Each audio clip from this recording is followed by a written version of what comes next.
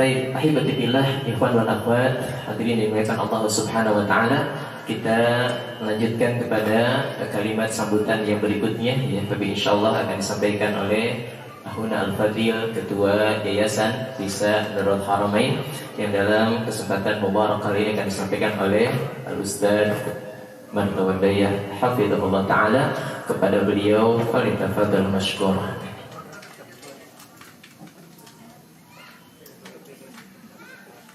Bismillahirrahmanirrahim. Assalamualaikum warahmatullahi wabarakatuh. Alhamdulillah hamdan katsiran thayyiban mubarakan fih kama yuhibbu rabbuna wa yardah. Asyhadu an la ilaha illallah wahdahu la syarika lah wa asyhadu anna Muhammadan 'abduhu wa rasuluh. Allahumma shalli ala sayyidina Muhammad wa ala alihi wa sahbihi wa man tabi'ahum bi ihsanin ila yaumiddin. Amma ba'd. Wa ahlan wa marhaban bi hudurukum ya syaikhi wa syaikhana al-fadil ad-doktor Labid Najib Abdullah al-Adani al-Yamani. Hayyakumullah. Awalan awaddu an ashkurakum jazila syukri bi hudurikum bi juhudikum li ilqa'il muhadarah hadhihi fi madrasatina hadhihi wa hudurukum masyaallah halun wa syarafun wa masrurun lana wa narju an nastafida min ilmikum wa insyaallah wa jazakumullah khairul jazaa. Wa tsani, adapun yang kedua saya ucapkan kepada Ustadz ya, Syarul Fatawa LC. Masalah beliau itu sahib anak sebenarnya sejak bujangan. Ya, karena dulu saya belajar di Al-Furqan daurah sama beliau, mungkin beliau lupa. Wah, semoga Allah menjaga antum ya, wa ahlikum. Baik, kemudian juga para tamu undangan, masya Allah ya, berkenan hadir Ketua DMI, masya Allah Kiai Haji Imam Mulyana Al-Budri Sakti. Ya. Mudah-mudahan kita bisa sinergi Pak. Ya, kami sebagai yayasan, ya insya Allah kita bisa saling bersinergi dengan masjid, dengan sekolah. Ya. Dan juga Ketua atau bagian kesehatan DKM Basnas Dr. Reza Ramdhani hafizahullah taala. Jadi masya Allah kami absyir ya, sangat bahagia sekali ya mengajak kami untuk sinergi ya dalam kegiatan-kegiatan terutama di Delta Almas dan Cikarang dan sekitarnya.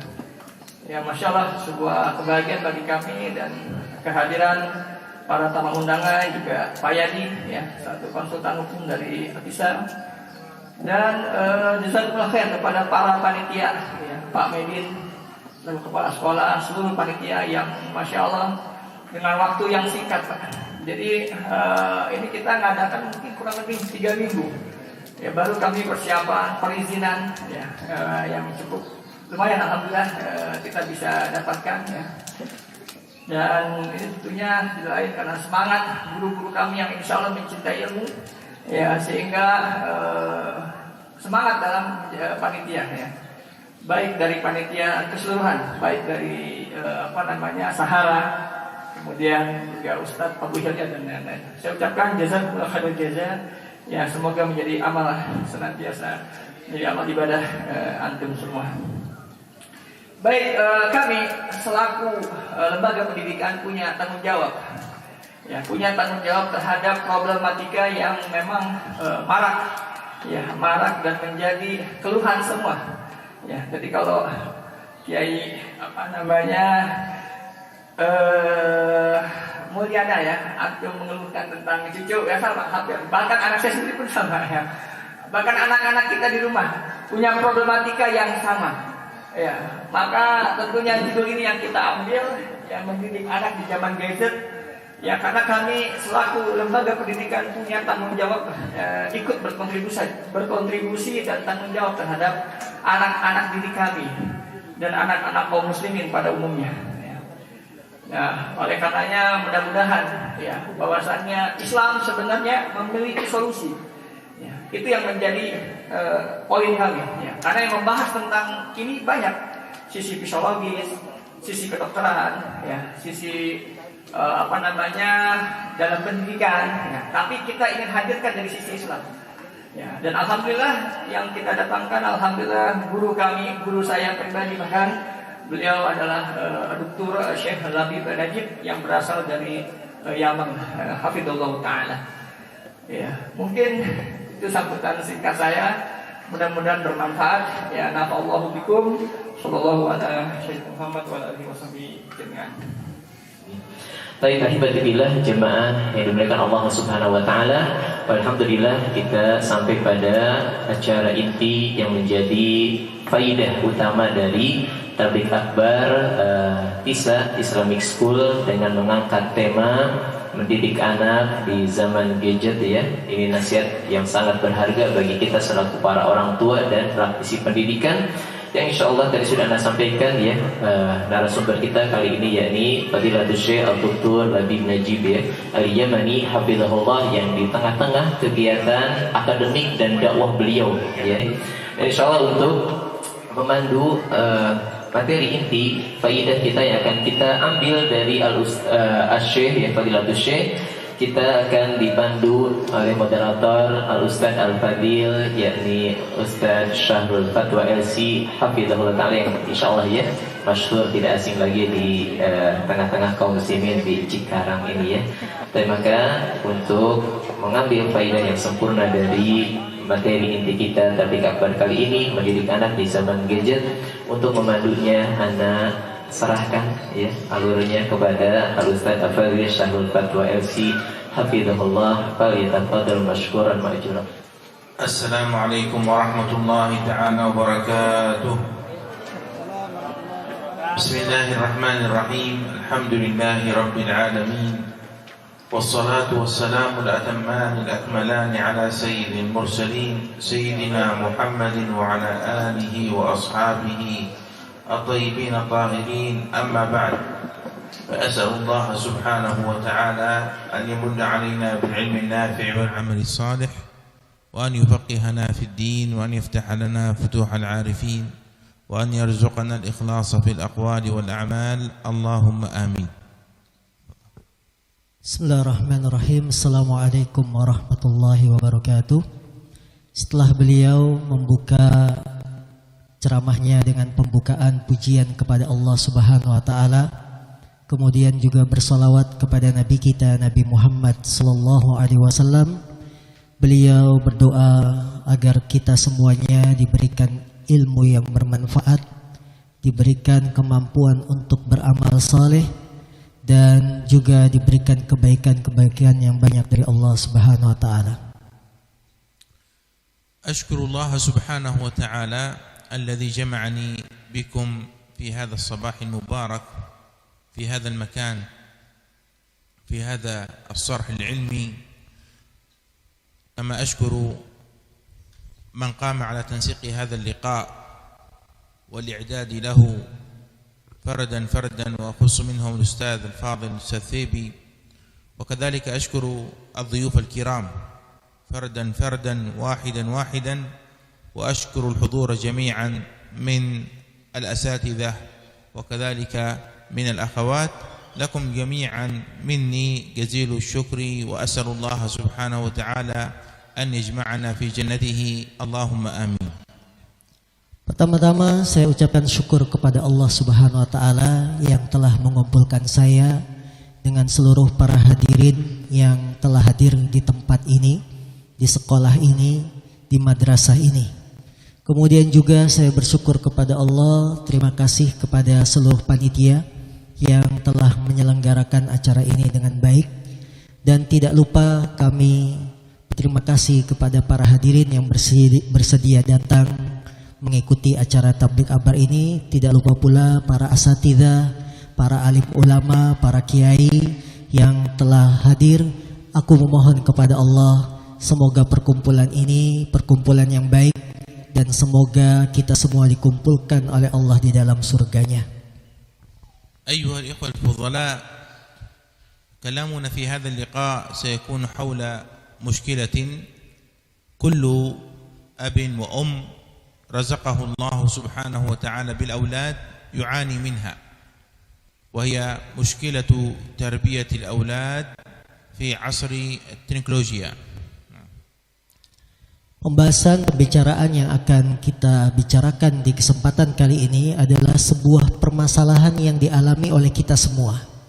Sebuah permasalahan yang dialami oleh para orang tua terhadap anak-anaknya, yaitu sebuah pembahasan tentang bagaimana mendidik anak di zaman teknologi. فاليوم التكنولوجيا صارت في كل مكان، صارت في البيت وصارت في المدرسة وصارت في السوبر ماركت وصارت في الشارع، ولا يمكن أننا نحرم أنفسنا أو أن نحرم أطفالنا من التكنولوجيا، لا يمكن هذا. المراد هو تهذيب الاستفادة منها، تهذيب التعامل معها. نعم. Teknologi di zaman sekarang ini sudah menyebar di setiap tempat. Di rumah kita, di jalan-jalan, di supermarket, di segala tempat. Dan tidak mungkin bagi kita untuk mengharamkan, membatasi diri kita untuk interaksi dengan teknologi. Yang benar adalah bagaimana kita menyikapi teknologi dengan mengaturnya, dengan menyikapi yang benar terhadap teknologi tersebut. Tidak mungkin kita membatasi diri kita untuk bertaamul dengan yang namanya teknologi. فمن الصعب اليوم على الآباء أن يربوا أبناءهم كما كان الآباء قبل 40 سنة يربون أبناءهم. هذا صعب جدا. فالإنسان ابن زمانه ومكانه، يتأثر بالبيئة التي يعيش فيها، بيئة الزمان وبيئة المكان. Termasuk kesulitan pada zaman kita sekarang adalah bagaimana mendidik anak-anak kita di zaman teknologi ini. Tidak seperti zaman bapak-bapak kita dulu sebelum 40 tahun zaman sekarang. Bagaimana mereka mendidik anak-anaknya di zaman 40 tahun sebelumnya lebih mudah. Karena itu seorang anak itu akan mengikuti ibnu zamani. Dia akan mengikuti keadaan zamannya. Dia akan terpengaruh dengan kondisi lingkungannya, lingkungan wilayahnya. لقد كان الأطفال قبل هذا العصر، وكثير من الآباء يدرك هذا، كان الأطفال يتأثرون أكثر ما يتأثرون بالأب والأم. بعض الدراسات تقول إن تأثر الطفل بالأب والأم يصل إلى نسبة 70%، لكن اليوم بسبب التكنولوجيا أصبح تأثر الطفل بأبيه وأمه بنسبة 40%، كما أشارت إليه الدراسات. تناقصت نسبة التأثر بالوالدين من 70% إلى 40%. لماذا؟ لوجود منافس ينافس في التأثير وهو التكنولوجيا. Anak-anak sebelum zaman kita sekarang, mereka banyak terpengaruh dengan orang tuanya. Menurut penelitian sampai 70%. Pengaruh orang tua dengan anak-anaknya sebelum zaman sekarang itu sampai 70%. Adapun zaman kita sekarang, pengaruh orang tua terhadap anak cuma 40%. Kenapa? Karena ada tandingan. Tandingannya apa? Teknologi. Ya, ini menjadi tantangan bagi kita semua, bagaimana ada penurunan tingkat pengaruh orang tua ke anak. Anak zaman dulu ngikutin bapaknya, ngikutin ibunya, pengaruhnya sampai 70%. Anak zaman sekarang cuma 40% kena pengaruh orang tuanya. Karena ada saingan lain. Apa saingannya? Teknologi. ولذلك من الخطأ اليوم أن يصدر الأب قرارا أو أن تصدر الأم قرارا بحرمان الأطفال من التعامل مع التكنولوجيا، لأن هذا الطفل سينشأ أميا. الأمي اليوم في عصرنا من لا يحسن التعامل مع هذه الوسائل، هذا هو الأمي. وبالتالي الكلام هنا حول مشكلة سيكون حول أسباب هذه المشكلة واحد، وحول آثار هذه المشكلة، ثم في الأخير حول علاج هذه المشكلة. Karena itu anak-anak zaman sekarang dengan teknologi, maka bukan termasuk bentuk kebijaksanaan kita mengharamkan mereka untuk ta'amul dengan teknologi yang ada. Bukan termasuk sikap bijak kita melarang total anak-anak kita untuk berinteraksi dengan teknologi. Karena itu kalau ada anak zaman sekarang disebut anak ibu, berarti dia adalah anak yang diharamkan untuk interaksi dengan teknologi. Inilah yang akan menjadi pembahasan kita, bagaimana mendidik anak di zaman gadget, di zaman penuh dengan teknologi. Sebab-sebabnya akan kita bahas, kemudian pengaruh dari teknologi tersebut, dan terakhir akan kami sebutkan cara mengobati anak yang terjangkit teknologi, cara mendidik anak yang benar di zaman teknologi ini. السبب الأول من أسباب إقبال أولادنا على هذه الوسائل هي ضعف تواصل الوالدين بالأولاد، فالوالد مشغول بأعماله، الأم مشغولة باهتماماتها، ضعف علاقاتهم بأولادهم يسبب أن الولد عنده فراغ فيقبل على هذه الوسائل لإشغال ذلك الفراغ. Apa sebabnya anak-anak kita kecanduan dengan gadget? Ada beberapa sebab yang bisa disebutkan. Yang pertama, sebabnya adalah kelemahan hubungan orang tua dengan anak. Orang tua sibuk dengan pekerjaannya, ibu sibuk dengan kesibukannya, sehingga anak-anak punya waktu kosong karena tidak ada komunikasi jalinan yang bagus antara orang tua dengan anak. Waktu kosong ini dipakai untuk apa? Untuk anak, hingga dia main HP, main gadget dan seterusnya. Ini sebab pertama kenapa anak-anak kita kecanduan dengan gadget. Nah, ولذلك على الوالدين أن يخصصوا أوقاتا مع أولادهم. اليوم الأسرة ليست كالأسرة قبل 30 أو 40 سنة. اليوم الأسرة لا تعيش في بيت الجد والجدة. الجد والجدة مثلا لا يعيشون مع الأحفاد في نفس البيت. إذا كان الجد موجودا والجدة موجودة، الطفل سيشغل فراغه معهم.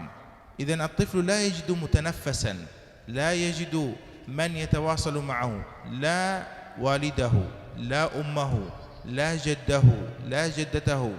أين سيتوجه؟ يتوجه إلى هذه الوسائل. karena itu bagi para orang tua, mereka harus menyiapkan waktu khusus bersama anak-anaknya.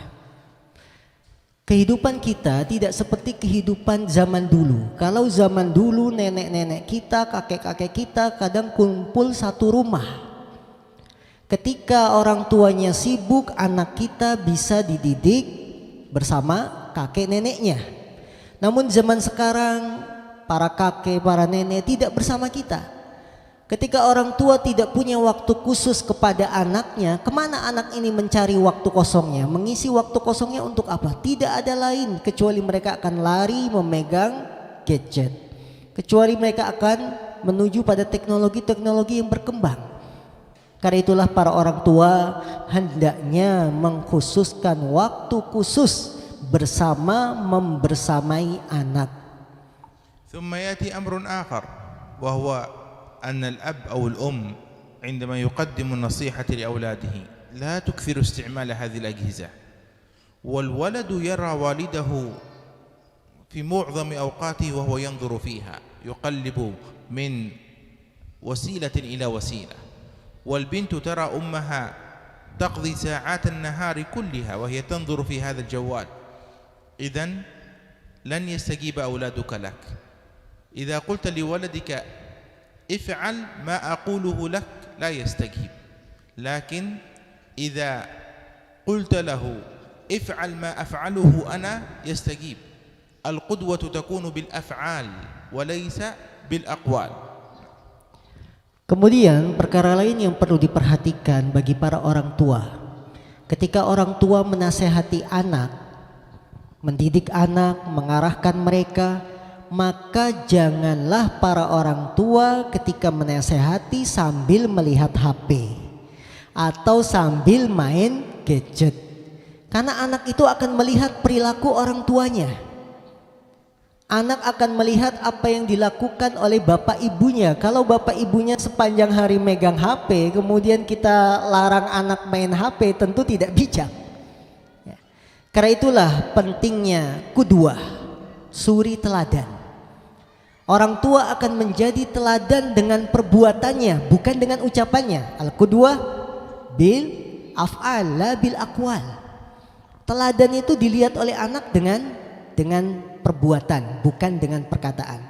Maka kalau anak-anak kita ingin mendengarkan kita perintah dia nurut, jadilah orang tua yang teladan.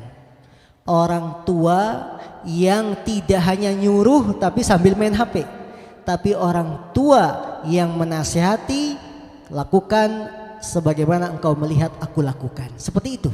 Maka anak akan melihat, oh iya, orang tua saya nggak main HP. Dan anak pun akan menjadikan orang tuanya sebagai qudwah. السبب الثاني الذي يجعل أولادنا يقبلون على هذه الوسائل التأثر بأصدقائهم وأصحابهم.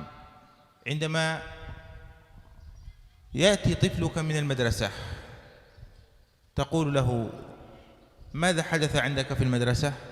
يقول فلان قال لنا أنه شاهد في اليوتيوب كذا وكذا، وفلان قال لنا أنه رأى في مثلا كذا وكذا، وفلان قال أنه شاهد كذا وكذا. الطفل هذا يريد أن ينافس زملائه. لماذا هم يشاهدون؟ لماذا هم ينظرون في هذه الوسائل وأنا لا أنظر؟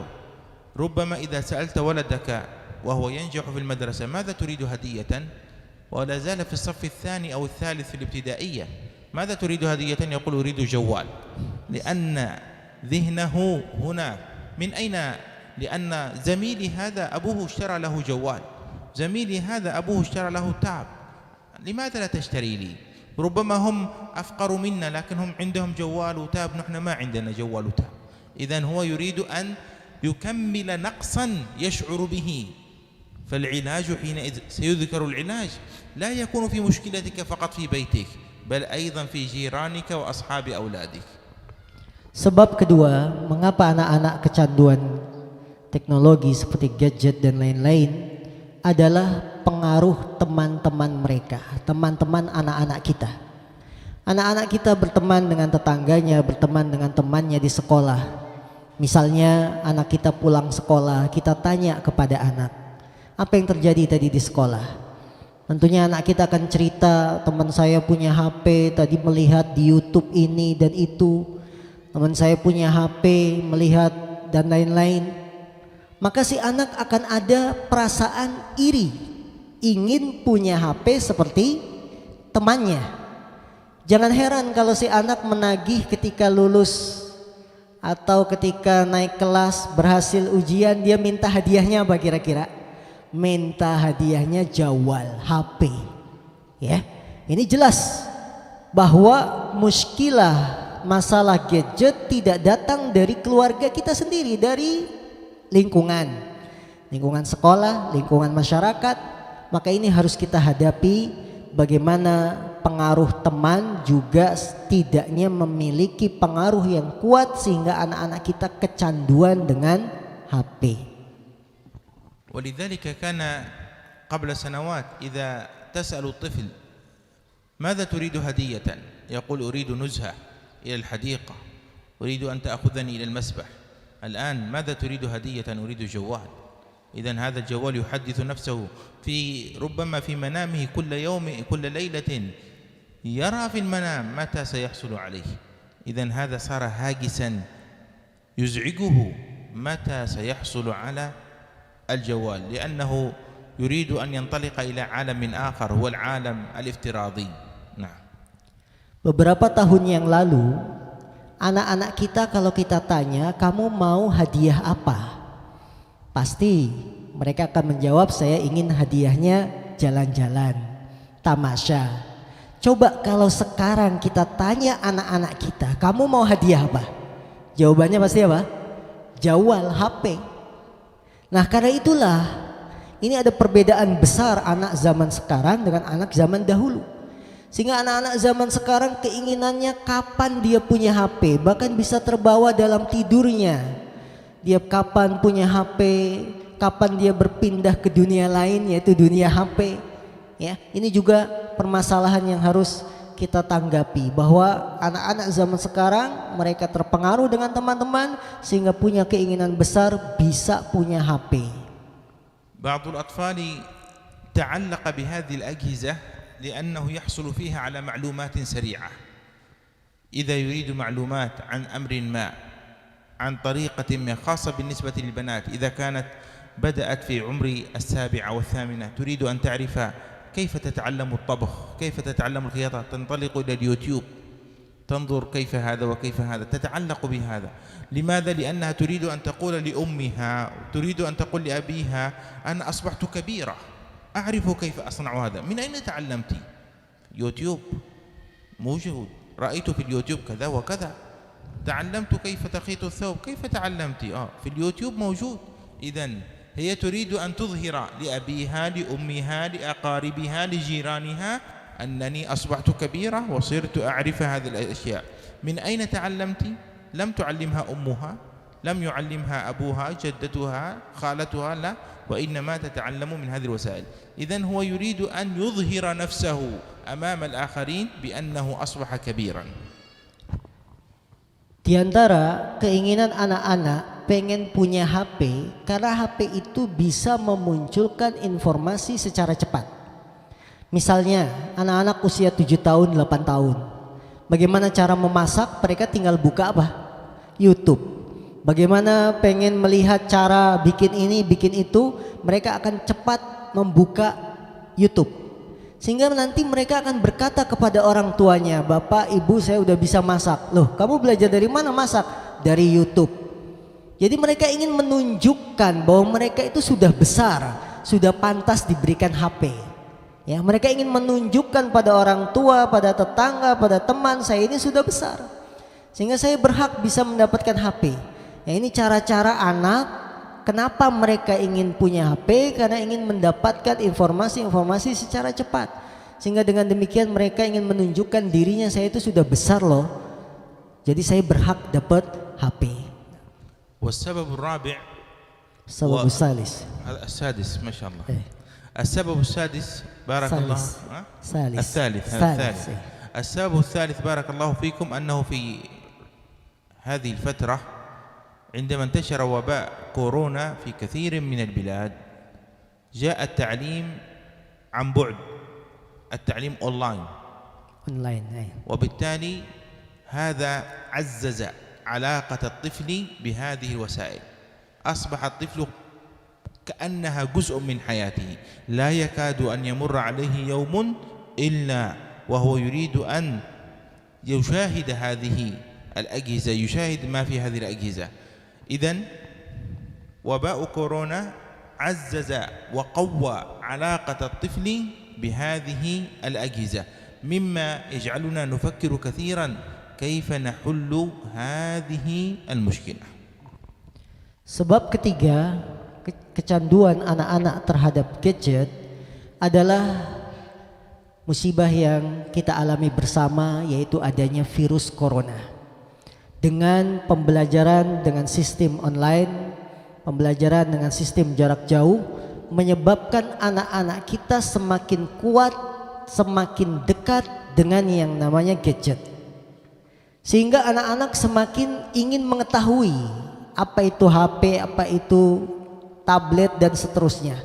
Yang ini menjadikan kita banyak berpikir bagaimana caranya mengatasi kecanduan anak-anak kita terhadap gadget, apalagi ditambah dengan corona seperti ini.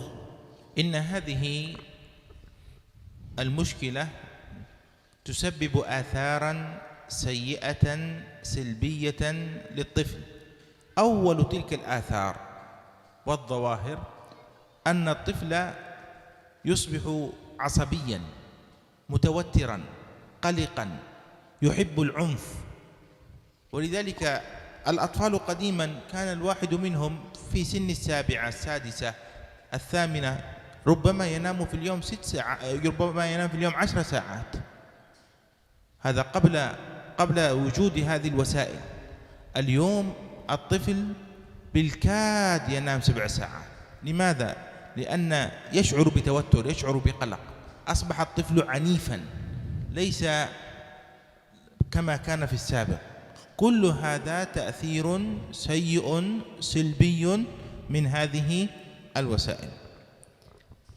Permasalahan ini, kecanduan anak terhadap gadget memiliki dampak dan pengaruh yang buruk, dampak negatif yang tidak dipandang ringan. Salah satu dampak buruk kecanduan anak terhadap gadget adalah anak akan memiliki sikap yang keras, memiliki sikap yang kasar, karena terpengaruh sangat kuat dengan gadgetnya. Zaman dulu anak-anak kita kalau tidur bisa 10 jam. Zaman sekarang kalau tidur paling 7 jam. Ya. Kenapa? Karena mereka sudah bermain dengan gadgetnya. Sehingga anak-anak memiliki sikap yang keras, yang kurang baik karena pengaruh dari gadget. Tentu ini pengaruh buruk yang harus kita sikapi, yang harus kita perhatikan. ولذلك انظر أحيانا الطفل وهو يلعب في التاب أو يلعب في الجوال، إذا يفشل في اللعبة يعني لا ينجح فيها، يفشل يتوتر يحزن، فشلت، ربما يرمي الجهاز. لماذا هذا؟ في سنك هذا التوتر غير موجود. هذا التوتر يكون في شخص وصل إلى 40 إلى 50. عندما تعلم نفسك التوتر والغضب والحزن في هذا السن أنت ترهق جسدك، ترهق عقلك، ترهق أعصابك. Karena itu Bapak Ibu sekalian yang dimuliakan Allah Subhanahu wa taala, lihatlah pengaruh HP ini, pengaruh gadget ini. Misalkan anak kita buka HP, buka tablet, main game, kemudian kalah. Apa yang dialami anak kita kalau main game kalah? Dia marah, bahkan tidak jarang HP-nya dibuang. Bentak-bentak, mukul meja dan lain-lain. Ini pengaruh gadget, ya. Sehingga jangan remehkan kecanduan anak terhadap gadget, akan membuat kejiwaan si anak, membakar otaknya, membakar pikirannya dan seterusnya. Ini sudah kita saksikan bersama. الأمر الثاني بارك الله فيكم، هذه الوسائل تعلم الطفل الانطواء، الانعزال، يبقى لوحده، يقضي 4 ساعات 5 ساعات 6 ساعات وهو يجلس وحده، لا يتكلم مع أحد ولا يخاطب أحدا، ربما حتى لا يقوم إلى الحمام، ربما حتى يشعر بالجوع لا يطلب الطعام، يشعر بالظمأ لا يشرب الماء، لأنه منهمك. اشتغلت حواسه، بصره، سمعه، جسده كله مركز مهتم بما يكون في هذا الهاتف. هذا يؤثر سلبا على صحته النفسية، ربما يسبب له بعض الأمراض النفسية، ربما يضر بصره، ربما يضر عموده بطريقة جلوسه. إذن هذا أثر خطير. بعد ذلك الأب أو الأم ربما لا قدر الله يحصل له المرض، ينفق أموالا طائلة في علاجه، وقد كان إهماله سببا في حصول هذا. Pengaruh buruk yang kedua dari kecanduan gadget itu akan mengajarkan anak memiliki sikap senang untuk menyendiri. Coba perhatikan anak-anak kita, kadang dia sampai menghabiskan waktu 4 jam main HP, main gadget. Mereka tidak ke kamar mandi padahal menahan hajat. Mereka sampai lupa makan. Ini tentunya akan memberikan pengaruh yang sangat buruk terhadap kesehatan jiwa seorang anak. Berpengaruh terhadap penglihatannya, berpengaruh terhadap pikirannya, pergerakannya. Mungkin saja anggota badannya ada tidak berfungsi lagi. yang akan membuat si anak jadi sakit. Orang tua akan menghabiskan uang yang banyak demi mengobati karena sebab kecanduan gadget. Ini kenapa bisa terjadi seperti ini? Karena kelalaian dari orang tua juga. Maka jangan sampai anak kita kecanduan dengan gadget yang mengakibatkan dampak-dampak buruk yang tidak ringan. ولذلك إدمان الأطفال على هذه الوسائل يقتل مهارات الإبداع فيهم. الطفل عنده إبداع، الطفل عنده فرصة كبيرة لتعلم كثير من المهارات. يستطيع أن يتعلم الكتابة، يستطيع أن يتعلم الكلام، النطق، أن يتعلم التلوين، أن يتعلم حسن الخط، أن يتعلم كرة القدم، أن يتعلم السباحة، أن يتعلم الرماية. لكن بسبب عكوفه على هذا الجهاز فإن هذه المهارات تضعف، تقل. تجد الطفل الذي يقضي 4 ساعات 5 ساعات على هذا الجهاز، إذا تقول له اكتب خطه رديء، لا يحسن الكلام مع الكبار، لا ينتقي العبارات المناسبة في خطابه. إذا سألته عن مثلا دولة ما أو عاصمة ما أو عن الخلفاء الراشدين أو ليس عنده معلومات، هو فقط فيما يقبل عليه في هذا الجهاز. Para ibu, para bapak, jamaah semua yang dimuliakan Allah SWT, kecanduan gadget akan menyebabkan anak kehilangan keterampilan yang seharusnya dia miliki. Anak itu bisa kita kembangkan kemampuannya. Dia seharusnya belajar cara menulis, seharusnya dia belajar bagaimana berbicara, seharusnya dia belajar bagaimana menulis yang indah, yang bagus. Dia bisa bermain sepak bola, berenang. Ini keterampilan ini akan hilang, melemah ketika anak sudah kecanduan gadget. Ya. Perhatikan anak-anak yang sudah kecanduan gadget sampai 4 jam main HP, suruh nulis ternyata tulisannya jelek. Disuruh menyebutkan nama negara, ibu kotanya apa, dia tidak bisa jawab. Kenapa? Karena kemampuan si anak berkurang dengan sebab kecanduan gadget. Ini pengaruh yang sangat buruk bagi seorang anak. ولذلك هذا الإدمان يسبب له قلة النشاط، قلة الحركة. كانت قديما الأمراض المشهورة مثل مرض السكر، مرض ارتفاع ضغط الدم، أمراض القلب يصاب بها كبار السن بعد 50. اليوم أصبح ربما تسمع في طفل في 13، في 14، في 15 يقال أن عنده مرض كذا، عنده مشكلة في الضغط، عنده مشكلة في السكر. السبب ما في حركة، هو يقضي معظم ساعات يومه قاعد أمام الشاشات، شاشة الهاتف، شاشة الكمبيوتر، شاشة التاب. قلة الحركة يسبب له الأمراض. هذا يرهق الأسرة اقتصاديا، يرهق الدولة اقتصاديا، وأيضا يجعل الطفل في معاناة مستمرة بقية عمره. يمكننا أننا نجتنب هذه المشكلة بتهذيبها وتخفيفها وإيجاد الحلول والعلاج لها. Karena itu para jamaah yang dimuliakan Allah SWT, anak yang sudah kecanduan gadget, maka dia memiliki sikap yang tidak semangat, malas, ya, pergerakannya lambat karena dia terlalu memantengi gadgetnya.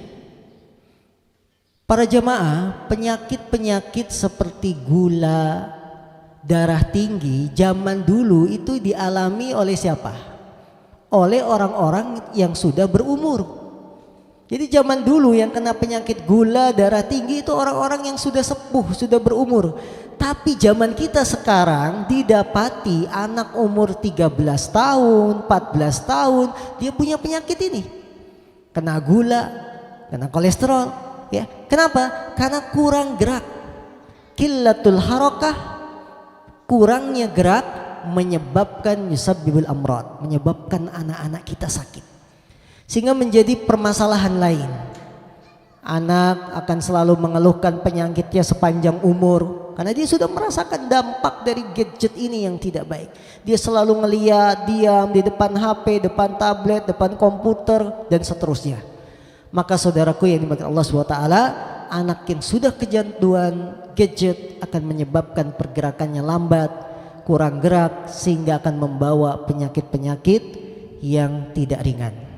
ولذلك إخواني حفظكم الله تعالى أول وسيلة من وسائل علاج المشكلة هذه أننا نجد البدائل الصالحة لأولادنا التي تقلل من تعلق قلوبهم بهذه الوسائل. Karena itulah bagaimana solusi untuk mengatasi kecanduan gadget ini tidak mungkin kita haramkan, tidak mungkin kita larang mutlak, tapi yang benar adalah bagaimana kita mengatur ya anak kita dengan gadget. Bagaimana mengaturnya? Para orang tua mengatur ketergantungan anak dengan gadget tersebut. Bagaimana anak kita tidak selalu minta HP dan terus, tapi kita atur ya yang benar, bagaimana menggunakannya kapan dan seterusnya. Nanti akan disebutkan oleh Syekh solusi dari kecanduan gadget. فأولا علينا أن نوجد البدائل للأنشطة من البدائل الثقافية. تقام مسابقات نشجع أولادنا على الاشتراك فيها. هذه المسابقات تكون مثلا في حسن الخط، تكون في كتابة القصة القصيرة، تكون في كتابة الشعر. مسابقات تقام في كل أسبوع أو في كل شهر أو في كل موسم على مستوى المدرسة، على مستوى القرية. هذا يشغل جزءا كبيرا من أوقات الأطفال. يحبون هذا في التلوين، تلوين الصور، في رسم الصور، في كتابة القصة، في كتابة الشعر، في حسن الخط.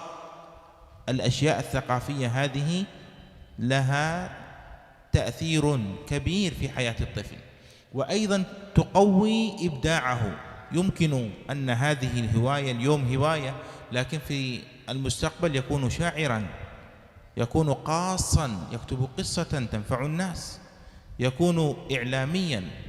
هي تبدأ بفكرة وتنتهي بعد ذلك بنهاية جيدة تنفع هذا الطفل مستقبلا.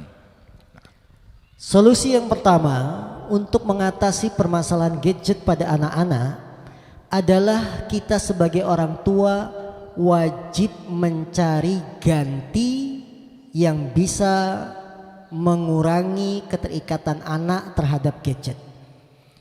Acara-acara bisa kita buat untuk mengurangi ketergantungan anak terhadap gadget. Misalnya, orang tua mencari ganti agar anak tidak terlalu dengan gadget, membuat perlombaan. Misalnya perlombaan menulis hot yang baik, ya. Perlombaan mengarang kisah-kisah pendek, cerita-cerita pendek. Yang tentunya perlombaan ini diatur sebaik mungkin sesuai dengan tingkatan sekolah mereka. Ini akan membuat anak-anak tersibukkan dengan kegiatan tersebut, mengurangi ketergantungan dengan gadget, sehingga si anak kemampuannya akan meningkat karena diadakan perlombaan, lomba mewarnai, lomba menulis bagus, lomba mengarang cerita pendek, akan menguatkan kemampuan anak, akan mengurangi ketergantungan anak terhadap gadget, sehingga pengaruhnya anak akan menjadi hidup sehat. Anak akan tumbuh sesuai tingkatan pertumbuhannya, ya, karena akibatnya nanti kalau tidak seperti ini, anak 3 tahun belum bisa ngomong dan seterusnya. Maka kita harus carikan ganti dari gadget ini. Apa? Kegiatan-kegiatan yang bisa merangsang otak mereka sehingga tumbuh sesuai dengan tumbuh umur mereka. كذلك إيجاد الأنشطة الدينية مثل تحفيظ القرآن الكريم والمسابقة في حفظ القرآن الكريم على مستوى المدرسة أو مستوى القرية. اصطحاب الطفل إلى بعض الأنشطة الدينية كصلة الأرحام، عيادة المريض. إذا كان الأب يزور أستاذا مريضا يأخذ طفله معه. إذا كان الأب يذهب لصلة رحمه لزيارة أبيه أو أمه يأخذ طفله معه حتى يعود الطفل على مثل هذه الأنشطة. إذا كان يخرج إلى المسجد يمكنه أن يصطحبه معه إلى المسجد. يمكن أن يجعل الأب في بيته برنامجا يوميا أو أسبوعيا في قراءة سيرة النبي صلى الله عليه وسلم، في قراءة قصص الأنبياء عليهم الصلاة والسلام، في قراءة قصص الصحابة أو قصص الأئمة. كل هذا سيعزز القدوة الصالحة في نفس الطفل. Solusi kedua, kalau solusi pertama kita mencarikan ganti dengan kegiatan-kegiatan yang menyenangkan, menggambar, mewarnai, ya, menulis. Yang kedua, kita mencarikan ganti kegiatan-kegiatan yang sifatnya ilmiah, pendidikan.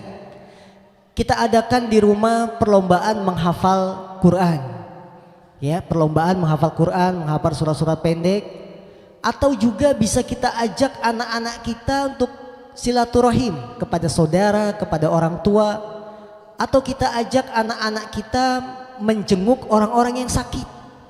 Sehingga hal ini akan melupakan si anak dari ketergantungan dengan gadget. Bisa juga seorang ayah di rumah membacakan kisah-kisah sirah perjalanan Nabi Muhammad SAW, membacakan kisah-kisah para nabi yang lain, membacakan kisah-kisah para ulama, yang hal ini semuanya akan mengurangi ketergantungan anak dengan gadget. Nah, وكذلك من الأنشطة التعليمية، فالطفل قد يكون في دراسته ضعيفا في بعض المواد، ضعيفا في الرياضيات، ضعيفا في العلوم، نخصص له برنامجا يقوي دراسته في هذه المواد. هنالك أنشطة بدنية مثل السباحة، مثل الرماية، مثل الجري. هذا أيضا ينبغي أن تقام له المسابقات، أن يعلمه الأولاد حتى نقضي على الفراغ الذي في حياتهم. Yang ketiga, kita bisa melakukan kegiatan-kegiatan yang sifatnya pendidikan. Kita akui bersama bahwa anak kita pasti punya kelemahan dalam satu bidang. Misalkan dia lemah dalam satu pelajaran apa, ya, maka kita adakan, dia lemah di satu pelajaran, kita adakan pelajaran itu, penguatan terhadap pelajaran yang dia lemah. Bisa juga kita adakan acara-acara seperti misalkan berenang, memanah, kegiatan-kegiatan ilmiah pendidikan yang bisa sekali lagi mengurangi ketergantungan mereka dengan gadget. Waktu kosong mereka jadi terisi dengan kegiatan-kegiatan semacam ini. الأمر الثاني في علاج هذه المشكلة، وهذا أمر جربته بنفسي وأفاد كثيرا. كل أب في بيته وكل أم في بيتها تضع قانونا للبيت، تضع قواعد للبيت. الطفل لا يسمح له بالجوال في اليوم أكثر من ساعة، نصف ساعة في النهار ونصف ساعة في المساء. هذا قانون. الطفل بعد نصف ساعة لوحده تنتهي يأتي بالجوال بنفسه دون أن تتكلم، يضعه، خلاص انتهى. بعد الساعة 9 ليلا يمنع استخدام الجوال. وهذا للجميع، للأب وللأم وللأطفال، حتى يكون التربية بالقدوة ليس فقط بالكلام. الأمر الثالث، إذا جاء ضيف لا نستعمل الجوال، لأنه لا يليق أن الضيف يأتي إلينا ونحن ننشغل بهذا. إذن عندما يأتي الضيف نضع الجوال، نضع التاب، نغلق الكمبيوتر حتى ننشغل مع الضيف، لا يشعر الضيف مثلا بالوحدة. إذن أنت إذا وضعت مثل هذه القوانين، مثل هذا النظام في بيتك في البداية ستتعب قليلا، لكن بعد ذلك سترتاح كثيرا، لأنه يعلم حينما يخالف الطفل، عندما يخالف إذا نظرت إليه فقط نظرة يعلم أنه مخطئ مباشرة، يعتذر ويضع الجهاز. نعم. Solusi yang kedua agar anak kita tidak kecanduan dengan gadget adalah kita membuat aturan di rumah tentang gadget. Dan membuat aturan di rumah ini merupakan solusi yang sudah saya coba sendiri dan banyak berhasil, kata Syekh, bukan kata saya ya. Bagaimana aturannya? Beliau membuat aturan anak, ibu, bapak hanya boleh megang gadget sehari 1 jam. Sehari 1 jam. Setengah jam di waktu siang, setengah jam di malam hari. Dengan membuat aturan ini, suami, istri, anak mentaati akan menjadikan anak hilang kecanduannya dengan gadget, dan jadilah orang tua itu sebagai teladan yang baik. Ya, kita tetapkan aturan sehari hanya boleh 1 jam, 1 jam di waktu siang, 1 jam di waktu malam. Semuanya rata, mau anak, mau bapak, mau ibu. Beliau juga menyampaikan yang kedua, membuat aturan kalau ada tamu di rumah, kita tidak megang gadget, tidak sibuk dengan HP, tidak sibuk dengan tablet, tidak sibuk dengan yang lainnya, pokoknya sibuk melayani tamu. Hal ini mungkin di awal-awal tat'ab kita akan capek, susah. 1 jam Pak sehari bisa gak? Cuma megang gadgetnya sejam. Di awal-awal capek, tapi nanti buah hasilnya kita akan berhasil, tartah. Kita akan senang, anak kita tidak kecanduan dengan yang namanya gadget. Nah. بعض الناس يقول قد نجرب هذا ينجح في الأسبوع الأول أو في الشهر الأول ثم يعود الأمر كما كان. نقول يمكن أن تكتب ما اتفقتم عليه جميعا أنت والأولاد، أن تكتبه في لوح صغير وتعلقه في جدار البيت، أن تكتبه في ورقة وتعلقه في البيت، كل يوم هو ينظر ويتذكر ما تم الاتفاق عليه، لا ينسى.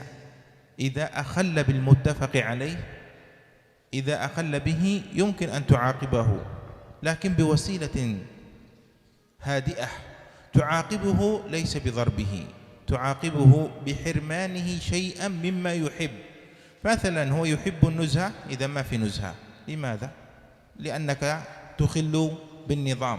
مثلا هو يحب الشوكولاتة، يحب شيئا ما آيس كريم ليأكله، إذن اليوم لا يوجد. لماذا لا يوجد؟ أنت تخل بذلك النظام. إذن هنا سيلتزم، لأنه يعلم إذا لم يلتزم سوف يعاقب بحرمانه من شيء يحبه. Sebagian orang akan mengatakan bahwa cara ini itu berhasil minggu pertama, minggu kedua, minggu berikutnya kembali lagi seperti sebelumnya. Maka Anda harus membuat cara lain. Bagaimana? Kesepakatan aturan menggunakan gadget ini ditulis, ditempel dalam lembaran ya, ditempel di dinding. Sehingga anak, ibu, bapak akan selalu membaca ini. Aturan yang sudah kita sepakati tentang penggunaan gadget di rumah. Apabila ada yang melanggar, bisa kita berikan sanksi. Sanksinya berupa misalnya apa yang dia senangi tidak kita kasih. Anak senangnya jalan-jalan, tidak ada jalan-jalan. Kenapa? Karena melanggar aturan. Anak senang coklat, senang es krim, tidak ada coklat, tidak ada es krim. Kenapa? Karena melanggar aturan. Dengan demikian adanya sanksi seperti ini membuat seluruh anggota keluarga taat dengan aturan yang dibuat di rumah yang sudah ditempel di dinding. Sehingga hasilnya pun akan kita lihat keberhasilannya. الأمر الثالث بارك الله فيكم في علاج هذه المشكلة أن نعزز في نفس الطفل جانب مراقبة المولى سبحانه وتعالى، أن نعلمه معاني الأسماء الحسنى، نشرح له ما معنى أن الله رقيب على أفعالك وتصرفاتك، ما معنى أن الله عز وجل يسمع أقوالك وكلماتك، ما معنى أن الله عز وجل يرى أفعالك وتصرفاتك، أن الله عليم بكل ما تفعل، أن الله مطلع شهيد بكل ما تعمل. إذا نعزز هذه المعاني في نفس الطفل تتولد عنده رقابة ذاتية، يخاف من الله، حتى إذا استعمل هذه الوسائل ووجد شيئا حراما يتركه لا يعود إليه، لأنه قد تعلم خوف الله سبحانه وتعالى في السر والعلن، وهذا مقام الإحسان، أن تعبد الله كأنك تراه فإن لم تكن تراه فإنه يراك. Solusi yang ketiga dalam mengatasi permasalahan gadget pada anak-anak adalah kita tanamkan pada jiwa anak perasaan muraqabatullah, merasa diawasi oleh Allah Subhanahu wa taala. Tanamkan pada jiwa anak bahwa Allah itu maha melihat perbuatan kita, Allah maha mendengar apa yang kita katakan. Sehingga kalau anak sudah ditanamkan pendidikan merasa diawasi oleh Allah, dia dengan sendirinya akan meninggalkan perbuatan-perbuatan haram. Ketika memakai gadget, melihat sesuatu yang haram, dia sadar Allah melihat kita, ditinggalkan. Inilah makna ihsan, anta budallah ka'annaka tarah fa illam takun tarahu fa innahu yarak. Ihsan itu adalah engkau beribadah kepada Allah seolah-olah engkau melihatnya.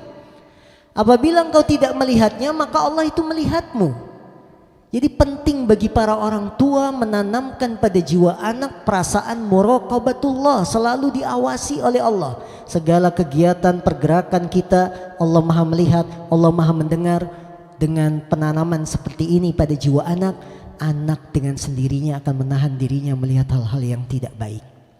الوسيلة الرابعة في علاج هذه المشكلة أن نبحث عن البدائل في هذه التطبيقات. هناك تطبيقات تكون نافعة للأطفال مخصصة لهم، تطبيقات فيها السيرة النبوية، فيها قصص الصحابة رضي الله تعالى عنهم، تطبيقات تعلم القراءة والكتابة، تعلم التلوين، تعلم بعض المهارات التي تناسب الأطفال. إذن البديل متوفر، تحتاج إلى بحث، وتحتاج أن الآباء يتواصون بينهم. إذا وجد الإنسان تطبيقا ينفع أولاده يرسل لزميله لصديقه لقريبه، هذا يناسب الأطفال.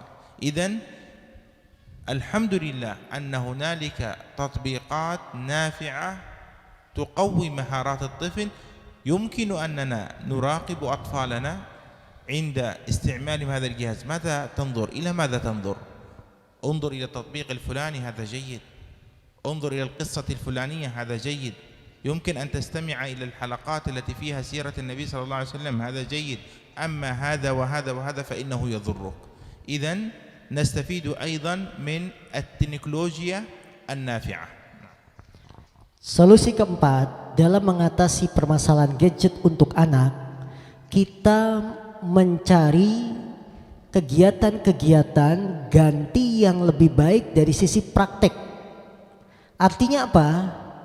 Anak itu kita bukakan HP, tapi kegiatan atau acara yang dilihat adalah bagaimana memahami sirah perjalanan Nabi dengan baik, bagaimana cara menulis yang bagus, bagaimana cara belajar cepat matematika. Itu yang kita bukakan, sehingga si anak kita anjurkan dia mempelajari itu dan di-share, disebarkan ke teman-temannya, ke tetangganya, kalau memang metode-metode praktik ini memang bagus ya. Sehingga nanti anak tidak akan membuka tontonan-tontonan yang lain. Yang dia cari bagaimana cara belajar cepat matematika, cara belajar menulis yang baik, cara berbicara yang baik, cara belajar sirah Nabi itu bagaimana, ini yang kita bukakan di HP mereka. Dengan membukakan tontonan-tontonan yang baik akan menutup pintu tontonan-tontonan yang buruk atau tidak bermanfaat. بعض الآباء والأمهات قد يقول إن هذه الحلول فيها بعض الصعوبة، تحتاج منا إلى وقت، تحتاج منا إلى متابعة. نحن نريد شيئا سريعا، فاست فود، نريد شيئا بسيطا، لا نريد شيئا فيه متابعة. نقول بارك الله فيكم، كثير من الناس يتمنى يرجو أن الله يرزقه الولد، كثير من الناس جعله الله عقيما، يذهب من مشفى إلى مشفى، من طبيب إلى طبيب، يسافر خارج البلد. لماذا؟ يريد نعمة الولد. وأنت رزقك الله سبحانه وتعالى بالأولاد ثم تهمل هذه النعمة، هذا أمر خطير. الله عز وجل من عليك بالأولاد لتقوم على تربيتهم، على تعليمهم، على تنشئتهم النشأة الصالحة. زكريا عليه الصلاة والسلام ذكر الله قصته في القرآن، فقال عز وجل هنالك دعا زكريا ربه قال ربي هب لي من لدنك ذرية طيبة إنك سميع الدعاء. لم يقل ذرية فقط، لم يقل هب لي من لدنك ذرية، قال ذرية طيبة، لأن هذه النعمة أن تكون لك ذرية طيبة ليس مجرد ذرية. القرآن الكريم اهتم بهذه القضية اهتماما كبيرا. نعم. Sebagian para bapak, sebagian para ibu mungkin akan mengeluhkan kesulitan dengan cara-cara ini. Solusi yang sudah kita sebutkan, mereka akan mengeluh cara seperti ini susah. Kami ingin cara yang cepat, ya, cara yang langsung.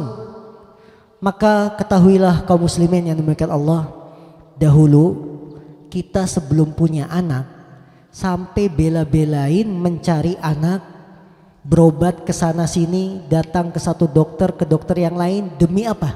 Demi ingin punya anak. Ya. Sekarang ketika sudah diberikan anak, pantaskah kita kemudian melalaikan pendidikan mereka? Jadi kalau kita mengeluhkan ini susah, berat dan lain-lain, dulu kita sebelum punya anak, pengen punya anak. Yang menikah sudah lama belum dikasih anak, dia berobat. Dia datang ke satu dokter, ke dokter berikutnya, mengeluarkan uang yang tidak sedikit. Demi apa? Supaya punya anak. Lantas ketika Allah berikan rizki kepada kita anak, pantaskah kita melalaikan pendidikan mereka? Jadi intinya adalah kita meminta kepada Allah anak-anak yang soleh, anak-anak yang baik, bukan anak-anak yang kita telantarkan.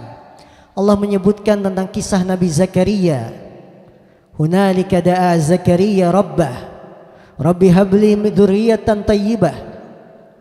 Ketika Nabi Zakaria berdoa kepada Rabbnya, ya Allah anugerahkanlah untukku dzurriyyatan thayyibah, keturunan-keturunan yang baik. Nabi Zakaria tidak hanya mengatakan ya Allah berikanlah kepadaku keturunan, tidak, tapi beliau berdoa ya Allah berikanlah kepadaku keturunan yang baik. Karena anak yang baik itulah intinya kita punya anak, bukan sekedar bikin anak kemudian ditelantarkan begitu saja. Nah, ولذا بارك الله فيكم أولادنا أمانة عندنا، وحق هذه الأمانة أن نحافظ عليها. الله عز وجل أوصانا بهم، فقال سبحانه وتعالى في سورة النساء يوصيكم الله في أولادكم. هذه وصية الله، فلا نضيعها بالغفلة عنها بإهمالها. تربيتهم جزء من ديننا، تربية أولادنا جزء من عبادتنا، تربية أولادنا جزء مما أمر الله سبحانه وتعالى به. فالتربية اهتم بها القرآن الكريم. انظر كيف الله سبحانه وتعالى يذكر في سورة لقمان في الآيات التي قرأها القارئ في افتتاح هذا اللقاء، كيف يذكر الحوار بين لقمان وابنه: يا بني لا تشرك بالله، يا بني يا بني يا بني. القرآن يهتم بهذا، انظر كيف كان الحوار بين نوح عليه الصلاة والسلام وابنه: يا بني اركب معنا ولا تكن مع الكافرين. إذن القرآن يهتم بجانب التربية، لأن الولد صلاحه أول ما ينتفع به أنت. أول من ينتفع بصلاح الولد الأب والأم. إذا مات ابن آدم انقطع عمله إلا من ثلاث، من هذه الثلاث ولد صالح يدعو له. كأن النبي صلى الله عليه وسلم يقول: إذا لم يكن صالحا لن يدعو لك. إذن تحتاج إلى جهد، إلى تعب، حتى يكون ولدك صالحا فتفوز بدعائه لك. Saudaraku, para jamaah hadirin yang dimuliakan Allah SWT, pendidikan anak adalah perkara yang penting, karena anak adalah amanah yang diberikan kepada kita. Anak adalah wasiat Allah kepada kita semua agar kita menunaikan pendidikannya dengan baik. Allah berfirman, yusikumullah fi auladikum. Allah memberikan wasiat kepada kalian tentang anak-anak kalian. Jadi anak-anak itu tanggung jawab kita, amanah dari Allah. Pendidikan kepada anak adalah bagian dari agama kita, bagian dari ibadah kita. Karena itu pendidikan anak sangat diperhatikan dalam Al-Quran.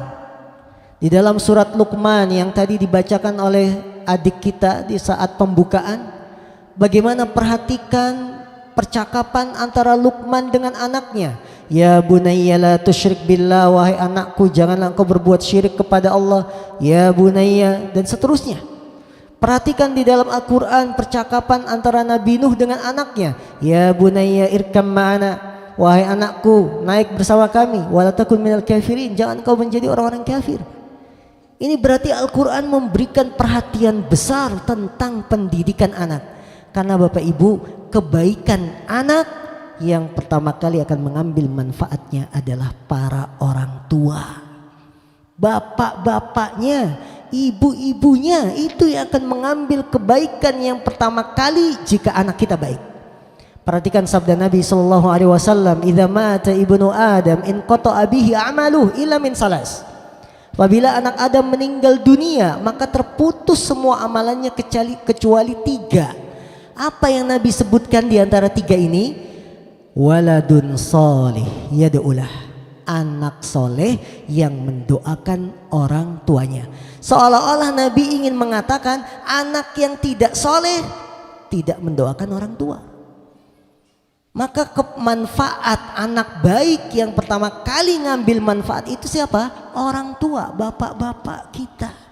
Ya, bapak kita semuanya sebagai orang tua, sebagai bapak, sebagai ibu. Nah, ولذلك تربية الأولاد مهمة عظيمة ليس سهلة. مخطئ من يظن أن تربية الأولاد أمر سهل. مهمة عظيمة فيها مشقة، لأن فيها صناعة إنسان، تصنع إنسانا نافعا في حياته، نافعا لقريته، نافعا لمجتمعه، نافعا لدولته. من يصنعه؟ أنت الأب الأم. انظر إلى بعض النماذج. أم الإمام مالك رحمه الله قال: لما بلغت 5 من عمري دعتني أمي فألبستني ثيابا مشمرة أي قصيرة، وعممتني وقالت لي: اذهب إلى حلقة ربيع بن أبي عبد الرحمن شيخ أهل المدينة في المسجد النبوي، اذهب إلى حلقة ربيع بن أبي عبد الرحمن فتعلم منه الأدب قبل أن تكتب عنه العلم. عمره 5 سنوات. أمه توجهه أين يذهب. هكذا كانت الأم تهتم كيف ينشأ طفلها. مرة يقول الإمام مالك: كان أبي يسألنا بين مرة ومرة، يعني بين فترة وفترة يعطيهم المسائل، فسأل مرة سؤالا أجبت فأخطأت وأجاب أخي فأصاب، فقال لي أبي: ألهاك اللعب بالحمام. عنده حمام يلعب بها، ما زال طفلا قال ألهاك شغلك اللعب بالحمام عن مذاكرة العلم قال فتركت الحمام ترك الحمام وأقبل على طلب العلم هكذا كان دور الأب وهكذا كان دور الأم.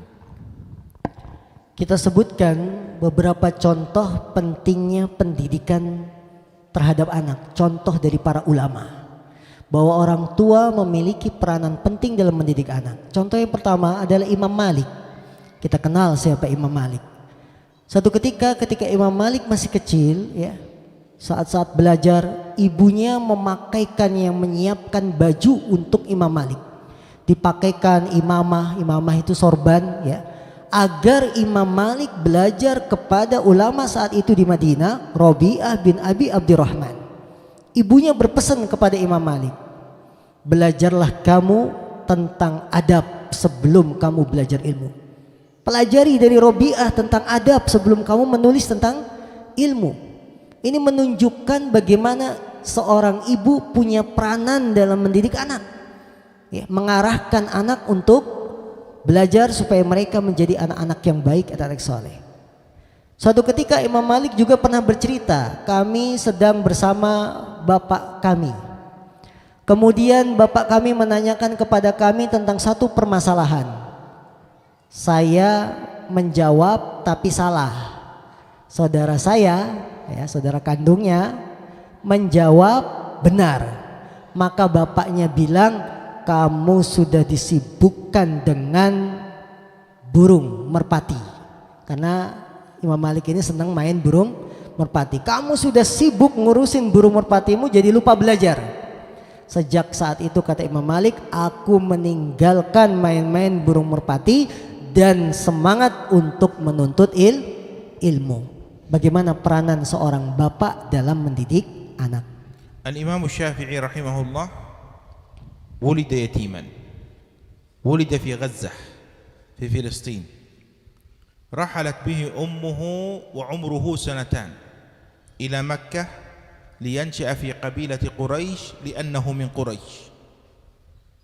حفظ الإمام الشافعي القرآن الكريم وعمره 7 سنوات. عمره 7 سنوات حفظ القرآن. تخيل معي هذا طفل يتيم أبوه غير موجود حتى يعلمه القرآن. من الذي يجعله يحفظ القرآن وعمره 7 سنوات؟ أمه. لو كانت أمه لا تهتم به ما حفظ القرآن في 7 سنوات. في 10 سنوات يحفظ الموطأ للإمام مالك، أصح كتاب في ذلك العصر. في 10 سنوات يكون قد حفظ القرآن وحفظ الموطأ. هذا يدل على أن له تريد أن تصنع منه إماما ينفع الأمة، وفعلا صنعت منه إماما ينفع الناس. ما زال الناس إلى يومنا هذا يستفيدون من علمه، وقد مر على وفاته أكثر من 1200 سنة. الإمام الشافعي صنع بتربية تلك الأم التي تستحق أن يدعى لها بالرحمة والمغفرة. Contoh kedua yang menunjukkan pentingnya pendidikan orang tua kepada anak, Imam Syafi'i. Imam Syafi'i ketika lahir beliau sudah dalam keadaan yatim karena bapaknya meninggal. Beliau dilahirkan di kota Gaza di Palestina.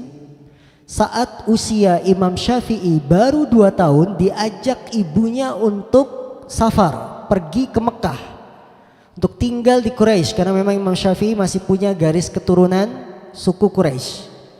Di usia 7 tahun Imam Syafi'i sudah hafal Quran. Perhatikan bagaimana seorang anak yang yatim tidak punya bapak, dia bisa hafal Quran. Siapa yang membuat Imam Syafi'i bisa hafal Quran? Ibunya. Peranan penting dari seorang ibu yang membangkitkan semangat Imam Syafi'i tidak punya bapak tapi bisa hafal Quran di usia 7 tahun. Di usia 10 tahun Imam Syafi'i sudah hafal kitab Al-Muwatta, tulisan Imam Malik, kitab yang paling sahih pada saat itu. Di umur 10 tahun hafal Quran, hafal Muwatta.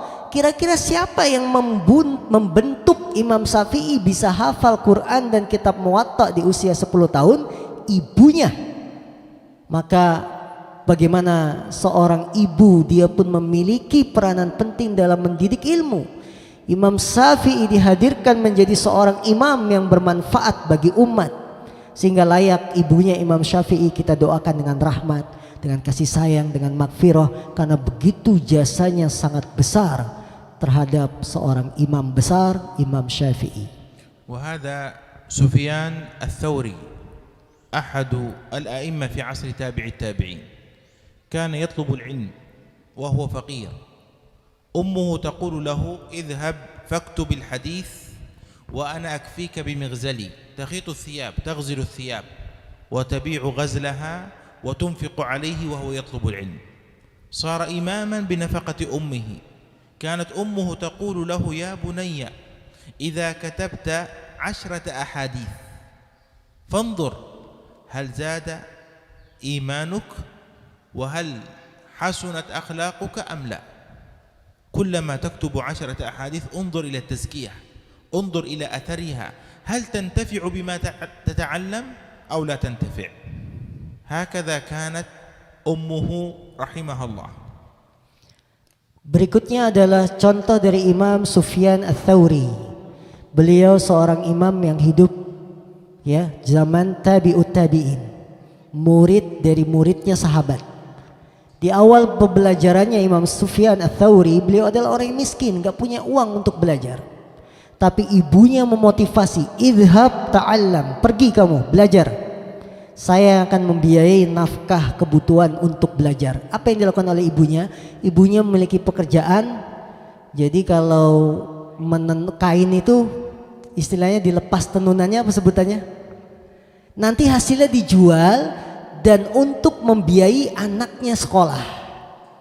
Kemudian ibunya sampai mengatakan, wahai Sufyan, kalau kamu sudah hafal 10 hadis, lihat imanmu itu nambah atau tidak, akhlakmu itu semakin bagus atau tidak, ada pengaruhnya nggak dari belajar ini. Ini kan peranan seorang ibu dalam mengarahkan, mendidik seorang anak sehingga menjadi anaknya imam besar Sufyan Ats-Tsauri. وأختم بأم الإمام أحمد. فالإمام أحمد رحمه الله تعالى إمام أهل السنة والجماعة نشأ يتيما أيضا. في ترجمته أن أمه عندما كان طفلا كانت توقظه لصلاة الفجر وتلبسه الثياب وتخرج به إلى المسجد وتنتظره عند باب المسجد حتى يقضي صلاته ثم تعود به إلى بيته. هكذا كان اهتمامهم بأولادهم. لكن هذا الاهتمام أفاد الأمة الإسلامية كلها. خرج أئمة، خرج أمثال مالك وأمثال الشافعي وأمثال سفيان وأمثال أحمد وأمثال البخاري. فأم البخاري عندما أصيب بالعمى، كان البخاري في بداية طفولته أعمى، أمه كانت في كل ليلة تبكي تدعو الله أن الله يرد إليه بصره. في ليلة من الليالي رأت في منامها الخليل إبراهيم عليه الصلاة والسلام يقول لها قومي فإن الله رد بصر ولدك إليه بكثرة بكائك. وعندما بلغ سن 16 خرجت به للحج لتشكر الله سبحانه وتعالى على هذه النعمة على رد البصر. وعندما وصلت إلى مكة المكرمة وانتهت من الحج تركت البخاري يطلب الحديث وعادت مع أخيه أحمد إلى بخارى. Saya tutup ceramah kajian pada hari ini dengan kisah dari ibunda Imam Ahmad, Imam Ahlus Sunnah wal Jamaah. Imam Ahmad, beliau juga dilahirkan dalam keadaan yatim. Dalam salah satu biografinya tentang Imam Ahmad, ibunya memiliki peranan besar dalam menjadikan Imam Ahmad seorang imam. Diceritakan bahwa Imam Ahmad itu dibangunkan oleh ibunya sebelum sholat subuh. Ya, dibangunkan, disiapkan bajunya, dipakaikan baju, dan diantarkan ke masjid. Ketika pintu masjid belum dibuka, ibunya nunggu, ditungguin anaknya, ya, sampai anaknya sholat, kemudian baru selesai sholat ditinggal, karena untuk belajar. Dengan perhatian besar dari seorang ibu, jadilah Imam Ahmad menjadi imam yang bermanfaat bagi dunia Islam, bagi seluruh kaum muslimin. Perhatian besar dari para ibu mengeluarkan para imam-imam besar, Imam Malik, Imam Syafi'i, Imam Ahmad, Imam Bukhari tidak lupa. Dahulu Imam Bukhari di waktu kecil buta matanya, sehingga si ibu tiap malam menangis berdoa kepada Allah agar penglihatan Imam Bukhari dikembalikan normal, bisa melihat, ya. Dengan banyaknya doa, dengan banyaknya tangis, kan Allah mengabulkan doa ibunya Imam Bukhari, sehingga penglihatan Imam Bukhari kembali lagi. Dengan apa? Doa dan banyaknya tangisan dari seorang ibu Imam Bukhari. Di saat Imam Bukhari usia 17 tahun diajak oleh ibunya ke Mekah untuk melaksanakan haji sebagai bentuk rasa syukur kepada Allah karena telah mengembalikan penglihatan Imam Bukhari. Ya. Kemudian Imam Bukhari ditinggal di Mekah untuk mencari hadis, untuk belajar, menuntut ilmu. Imam Bukhari kembali ke Bukhara bersama saudaranya. Perhatikan kaum muslimin, bagaimana peranan ibunda para ulama, bagaimana peranan seorang ibu dalam mencetak, menghadirkan anak-anak soleh sehingga bermanfaat bukan hanya pada dirinya sendiri, tapi juga bermanfaat kepada masyarakatnya, bermanfaat kepada negaranya, bahkan ke seluruh dunia Islam. ختاما أشكر الله سبحانه وتعالى الذي وفقنا لهذا اللقاء المبارك، وأشكر القائمين على ترتيبه، وأشكر حضوركم وإنصاتكم واستماعكم، ولعل الله سبحانه وتعالى أن يجعل فيما قيل النفع والبركة للمتكلم والسامعين، وإذا كان ثمة سؤال فتفضلوا جزاكم الله خيرا. Terakhir, aku bersyukur kepada Allah SWT, semoga Allah memberikan taufik kepada kita semua di hari ini.